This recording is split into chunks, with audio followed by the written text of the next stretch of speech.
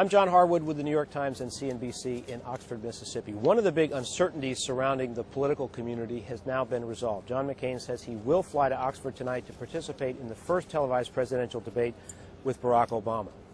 But there remains no clarity as to the outcome of either of the two interrelated gambles John McCain has taken, one with the fate of the bailout package, the other with his presidential campaign.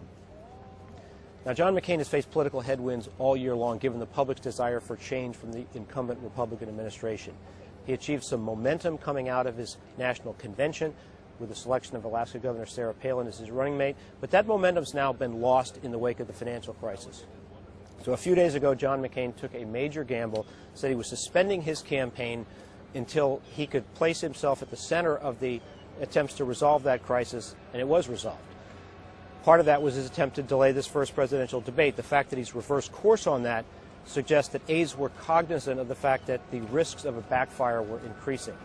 Now, that relates to what was going on Capitol Hill. Yesterday, Senate Democrats, Senate Republicans, House Democrats were close to the outlines of an agreement to revise the Bush administration's bailout package that they believed could pass the Congress.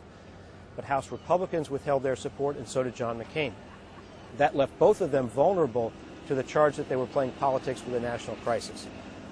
What's happened today is that negotiations have resumed, with House Republicans playing a more active role. President Bush came out at the White House, said there would be a deal. So did Senate Democrats.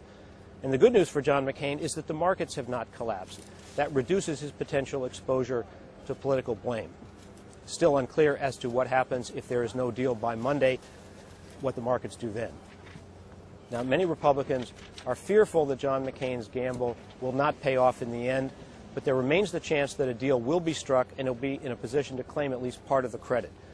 As one top Republican strategist told me last night, if this pays off for John McCain, I want to take his campaign manager on a trip to Las Vegas.